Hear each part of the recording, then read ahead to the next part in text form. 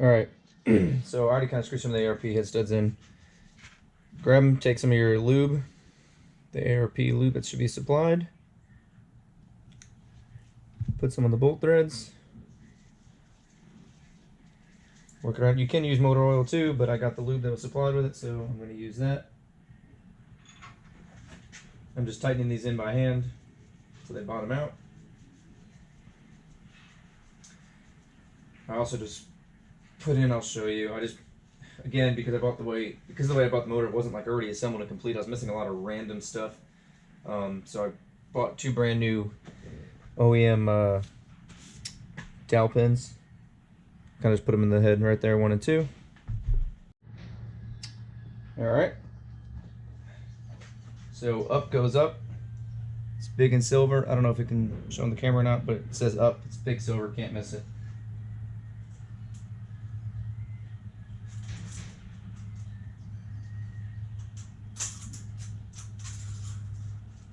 There she is.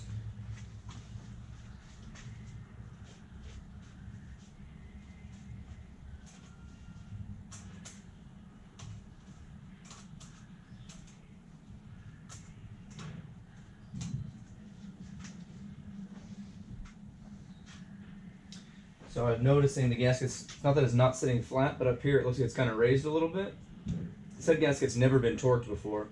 I think it was just from the way that it was sitting in the crate during all the moving and stuff.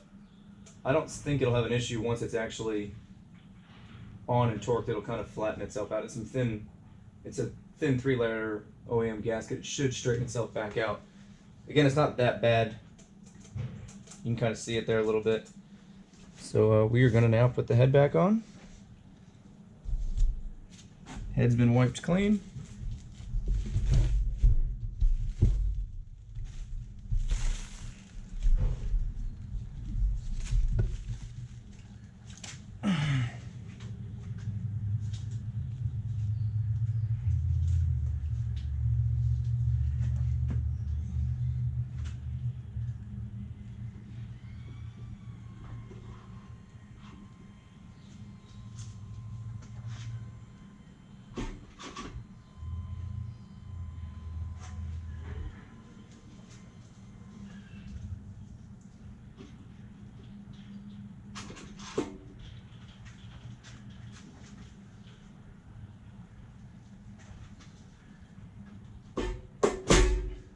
There it goes. Had to get the dowel pins to line up all the way.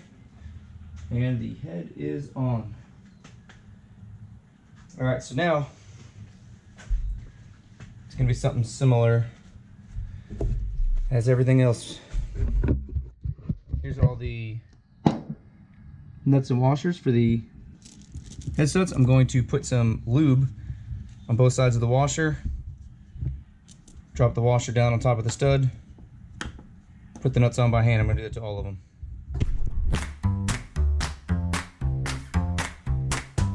Alright, so washer's got moly lube all over them. The nut has moly lube all over them. Threads on both ends of the stud have moly lube on them. Already did the first and second sequence of tightening the head down. I'm doing 3 steps, 25, 50, then 80. So this is 80 now.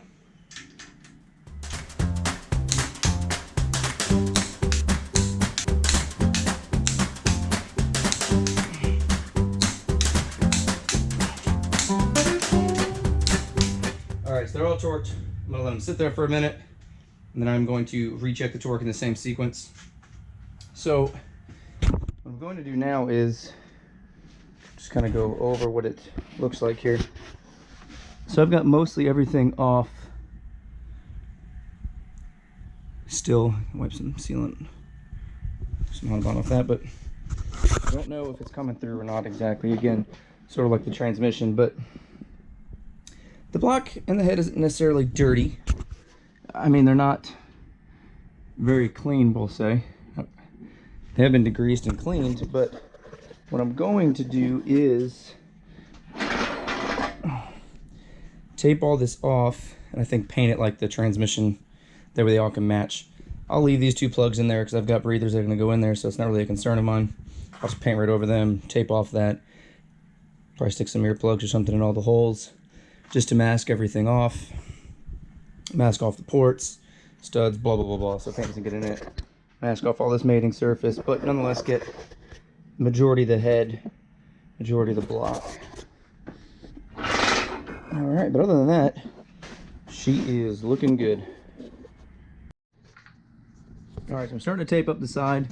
Yep, I'm going to paint pretty much as much as I can get, except for things that, you know, like mating surfaces and bolt holes. So it actually is, it's time consuming, but it's not as bad as you may think. I don't know, just a little something.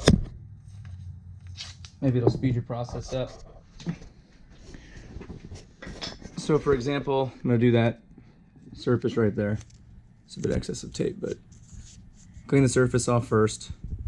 Brake clean something just so the tape will stick. Once it's on there, just take a little hammer.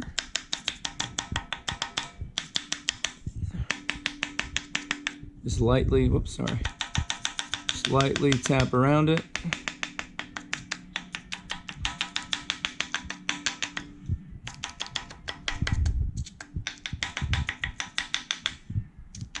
And in theory, if it's all done right, you should be able to just, whoop.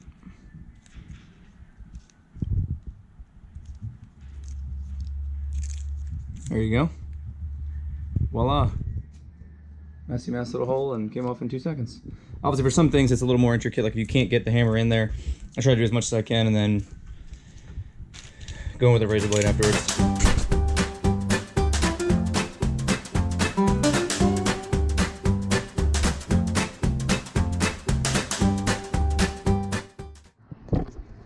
Alright, so here she is all taped up for what I don't want to paint. It was a super pain in the ass. As you saw, I had to pull the car out just to get everything out. Oh, it's a bit working with the storage unit, but we're moving on. Alright, so let's shoot some primer. This was like 10 bucks off eBay. I saw some that were like really badly 3D printed. This definitely looks like it's molded, so I don't know if I'm gonna do it or not yet. Again, I won't have a air conditioning unit, so I could just do a faceplate there for gauges, but this thing actually might work out perfect. It is about the width of that center area, but it's a little bit longer, which is great. So I don't got to drill into the dash or anything. The excess wires, well, the wires needed for each gauge, can kind of just come out, and I'm thinking maybe slide down in here somehow. Biggest concern is I want to be able to, when I sit in the car, just see them easily.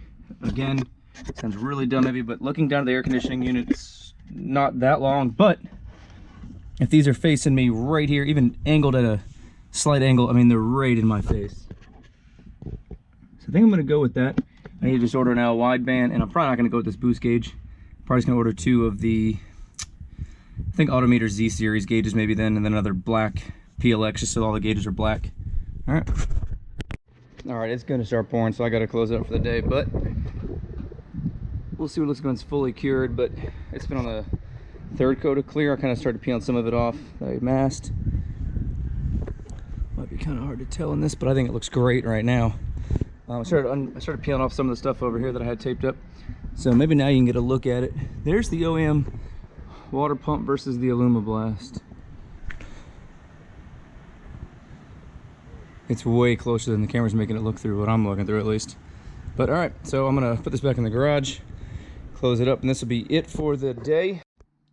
All right, so the block and header painted, the transmission was painted last time. I still need to install the cams. I bought a degree kit. I'm going to degree the tuner 2 cams, which I know they're technically supposed to be just drop-in, but it's not going to hurt me just to degree them, just to get a base of where they should be. My S300 came in.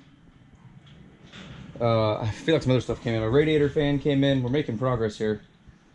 I don't think I'm missing much more parts now at this point. The conversion harness from OBD 0 to 1 for the ECU is here. I still need to debate on what I'm going to do with this valve cover. I still think I'm going to paint it this Toyota color and leave the letters black. I don't know if that's going to have enough contrast. I know this is a really dumb thing I keep debating on. Just my OCD kicking in. Or again, paint the whole valve cover black and then put tan on the actual letters. Besides that, I think I'm making good progress. I'm just going to install the water pump and everything else next time. After that, the motor should be good at that point. Then it'll be mated to the transmission, and I'm going to measure it. I think I said last time, I'm going to measure the overall length of it from oil pan to the top of the valve cover to see if I can jack the car up high enough and try to put it underneath and put the motor in that way. Again, never done that. So yeah, we'll see where that goes. Other than that, yeah, till next time.